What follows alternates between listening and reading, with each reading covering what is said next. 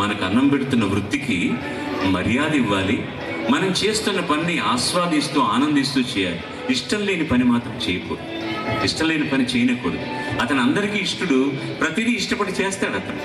అది ముఖ్యమైన విశేషం. ఎలా చేస్తున్నాడు, what is the degree of standard, ఇవన్నీ ఫర్గెట్ అబౌట్ ఇట్. అందు వేదిక మీద పాడుతున్నప్పుడు త్యాగరాజు కూడా అపశృతులు పాడి ఉండొచ్చేమో ఆ రోజుల్లో, క్షమించండి.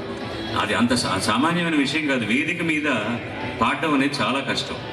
నేను కూడా I sing better than him, no doubt, but I cannot perform like him. That is very important. He's a performer, that's very important. తమ్ముడు ఒక మంచి రెఫరెన్స్ ఇచ్చారనమాట ఎల్విస్ ప్రిస్లీ గురించి.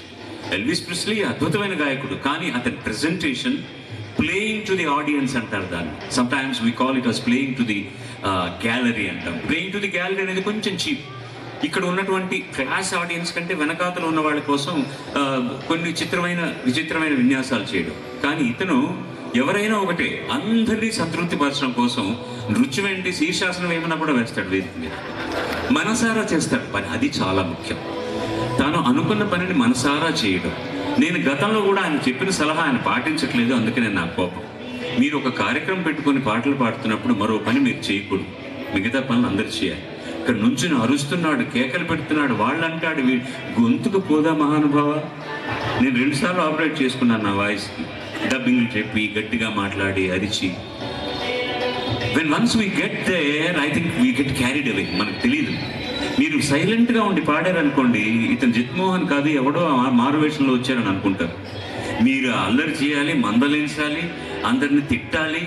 ఆయన తిట్టినా కూడా సైలెంట్ చప్పట్లు కొడతారేంటండి మీకు వీళ్ళు?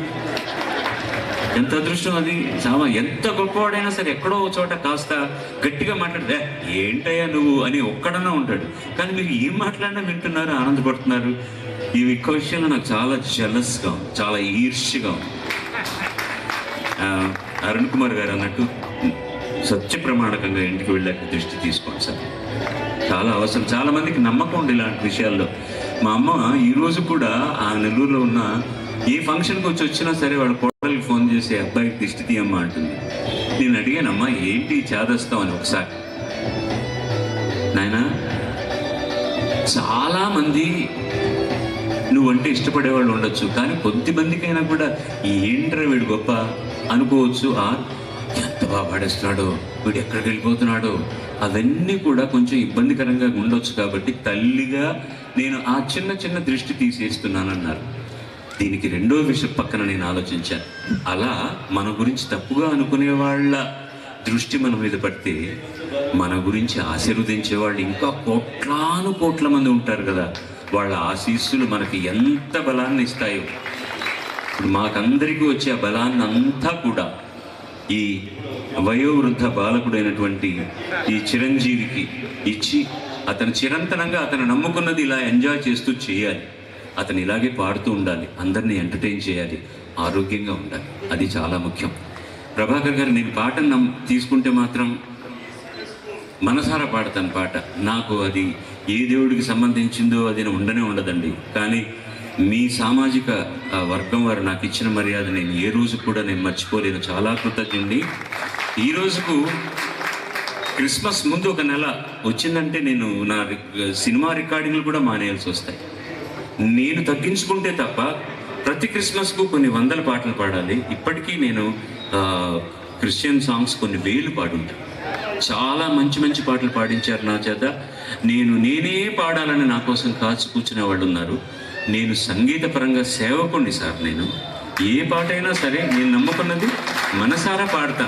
అంతేగాని ఇది ఆ పాట, ఇది నాకు నచ్చిన దేవుడి పాట, మరో దేవుడి పాట. నాకు నచ్చిన దేవుడు ఒకటే. నాకు నచ్చిన దేవుడికి పేరు లేదు. నాకు వచ్చిన భాష ఒకటే, ఆ భాష సంగీతం. నేను తెలుగు వాడినా, తమిళీయుడినా, కన్నడినా, ఎక్కడ భారతీయ భాషలో 15-16 భాషల్లో పాడాను. ఎవరైనా మీ మాతృభాష ఏంటంటే ఇప్పటికీ నా మాతృభాష సంగీతం అని చెప్తాను. అంతకంటే లేదు. మీ అందరి ఆశీస్సులు ఆయనకి ఇచ్చినట్టుగానే ఈ సందర్భంలో నేను కూడా కొద్దిగా అడుక్కోవడంలో తప్పులేదు. మీ ఆశీస్సుల వల్లే ఇన్నాళ్ళు నేను ప్రయాణం చేస్తున్నాను. ఇంకా ఇవ్వండి, ఇంకా కొన్నాళ్ళు ప్రయాణం చేయాలన్న కోరికగా ఉంది. శక్తి ఉన్నప్పుడు పని ఇవ్వడు దేవుడు, పని వచ్చినప్పుడు శక్తి ఉండదు మనకు. నాకు ఇంకా శక్తి, పని 2 ఇస్తున్నాడు దేవుడు. ఒక్క విషయం మాత్రం చెప్పగలను మీకు, పాత్రికేయులుగానే ఎవరన్నా అడిగినా మీ గమ్యం ఏమిటండి అంటే ఎవరన్నా మన గమ్యం మనకు తెలుసా? తెలియదు. నాకు మాత్రం ఒక గమ్యం ఉంది. నేను బాగా పాడనప్పుడు పాడడం మానేయాలి, అంతే. ఆ పని చేస్తాను తప్ప ఇంకా ఏదో పాడాలి, తాపత్రయపడాలి, కొన్ని లక్షల పాటలు పాడాలనే రికార్డ్ కోసం మాత్రం పాడను. ఇంకా శక్తి ఉంది, ఇంకా పాడుతున్నాను, ఎంజాయ్ చేస్తున్నాను. నేను పాడుతున్నది అందులో ఉన్న ఆనందాన్ని ఆస్వాదిస్తున్నాను. ఆ ఆస్వాదన తగ్గిన రోజున, నా కంఠం నాకు సహకరించిన రోజున మీ చెవులకు మాత్రం ఇబ్బంది కలిగించనని మనసారా తెలియజేసుకుంటూ, ఇన్నేళ్లు నన్ను వినిపించిన మీ అందరికీ, నా చిటిటికి వేలు పట్టుకుని నడిపించిన నా సహగాయని గాయకులకి, వాద్య బృందాలకి, నా కవులకి, నా పాటల్ని నటించి ఇంకా తెర మీద బాగా చూపించి మీ అందరికీ నన్ను దగ్గరగా తీసుకొచ్చిన నటీనటులకి, మా నిర్మాతలకి, వీళ్ళందరికంటే కూడా దైవం మానుష రూపేణ అని మీ అందరిలో ఉన్న ఆ దేవుణ్ణి నమ్ముకుంటూ, ఈ పరమాత్మను అందరికీ కూడా నమస్కరిస్తూ, ఈ చిరంజీవిని మనసారా ఆశీర్వదించండి మనసారా కోరుకుంటూ, నేను రావడం వల్ల ఈ సభకి ఏం ప్రత్యేకత రాలేదు, నన్ను రప్పించుకుని అతను నాకు ప్రత్యేకత ఇచ్చాడు, అంతే. లాంగ్ లివ్ జిత్ మోహన్ మిత్ర. God bless you. నాది చిన్న మనవి, నేను చాలా అదృష్టజాతకుడిని అని అనుకోవడానికి ఒక చక్కని విషయాన్ని మీ ముందు ఇస్తా. నేను ఆర్కెస్ట్రా పెట్టి 25 సంవత్సరాలు టీటీడీ కళ్యాణం చేసినప్పుడు బాసుబ్రహ్మణ్యం గారు నా కోరిక మీకు ఇచ్చేశారు. నేను గాయకుడిగా 50 సంవత్సరాల సందర్భంగా 2004లో ఆనగాడ కేంద్రం మళ్ళీ వచ్చాను. ఇప్పుడు 60 సంవత్సరాల సందర్భంగా మళ్ళీ ఇచ్చారు. ఈ అదృష్టం నాకు తప్పి ఇంకెవ్వరికీ బాసుబ్రహ్మణ్యం గారి ద్వారా జరగదనేటువంటిగా నమ్మకం నాకు కలుగుతుంది. ఎందుకంటే 3 సార్లు ఆ కార్యక్రమం రప్పించుకున్నటువంటి అదృష్టం నాకు దేవుడు ఆయనలో ప్రవేశించి ఆయనకు అంగీకరించారు. దానికి నేను రాజమండ్రిలో చిన్న కళాకారుడిగా, రాజమండ్రిలో పుట్టి పెరిగినటువంటి ఒక వ్యక్తిగా, నా జీవితాంతం కూడా బాలసుబ్రహ్మణ్యం అంత గానగంధర్వుడు ప్రపంచవ్యాప్తంగా ఒక పేరు ప్రఖ్యాతం పొందింది మన ఆంధ్రుడు. ఆయన 3 సార్లు తెచ్చుకున్న ఘనత నాకు దక్కింది. ఇక్కడికి చాలా నా జన్మ దయ చెందింది. ఈ శుభ సమయంలో నా సాంగ్ని రిలీజ్ చేస్తారు. మీ పాట కోసం ఎంతమందో వెయిట్ చేస్తారు. మహానుభావ, నా సన్మానం కాదు, మీ పాట వినాలి. 2 పాటలు పాడాలి నా కోసం. Thank you very much. ఈ సౌండ్ డమ్మీ వేసాం. అది ఈ కార్యక్రమం సంబంధించిన వివరాలన్నిటితో మళ్ళీ పెద్దది ఒక్క 15 రోజుల్లో మళ్ళీ సౌండ్ వినిపిస్తుంది బయటికి. ముందు ఈ సౌండ్ మా సూర్య గారి ద్వారా నేను భోజనం కొద్దిగా కూర్చో.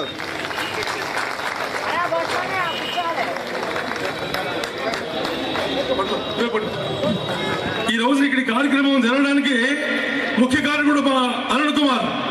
నువ్వు ఎక్కడో ఆనగాళ్ళ పెడితే కొద్దిమంది చూస్తారు, ఈ ఓపెన్ ప్లేస్లో పెడితే కొన్ని వేల మంది చూస్తారని చెప్పి నాకు దాదాపు ధైర్యం ఇచ్చి మా రుంకాని వెంకటేశ్వరరావు కూడా దీనికి దోహదపడ్డారు. మీరందరికీ నా ధన్యవాదాలు తెలియజేస్తున్నాను.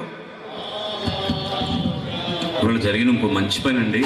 ఏ దృష్టితో ఉడయార్ గారు వచ్చారో, ఇక్కడ ఘంటసాల మాస్టర్ విగ్రహం పెట్టి ఆ సమక్షంలో ఆయన జరగడం చాలా ఆనందంగా ఉంది.